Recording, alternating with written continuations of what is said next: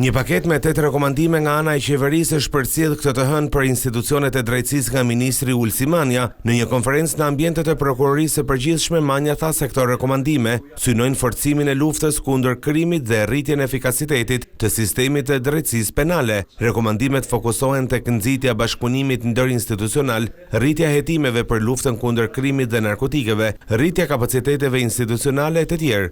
Orientohet hartimi një strategjie koordinuar ndërmjet prokurorisë përgjithshme, SPAK-ut, Policisë Shtetit dhe institucioneve të tjera publike. Marrëveshjet për shkërbimin e dhënave, përcaktimi i pikave të kontaktit dhe transparenca ndërinstitucionale janë kyçe për suksesin në përballjen me krimin.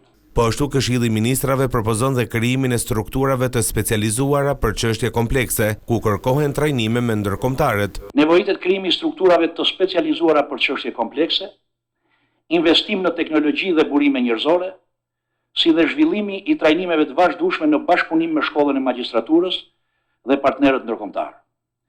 Trajnimi për antikorrupsionin, krimin organizuar dhe krimet kibernetike duhet të jenë prioritet kombëtar.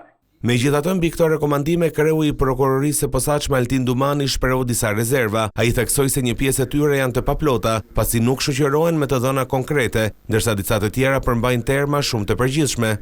Një rekomandim tjetër që shikohet, megjithëse në vlerësimin e institucionit tonë, kjo nuk ka të bëjë me prioritetet në luftën kundër kriminalitetit, por është ajo që ju e thoni në rekomandimet tuaja, nevojë për respektim të mekanizmave ekzistues të kontrollit. Rekomandohet forcim mekanizmash të brendshëm të kontrollit.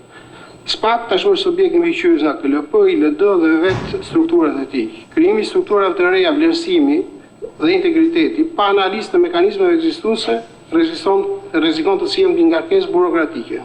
Ndërsa drejtuesi i prokurorisë së përgjithshme Olsian Çela tha se është e rëndësishme ndjekja këtyre 8 pikave të propozuara nga qeveria, por sipas tij deri më tani ka një mungesë prej 35% në organik dhe e bën të vështirë ndjekjen e rekomandimeve.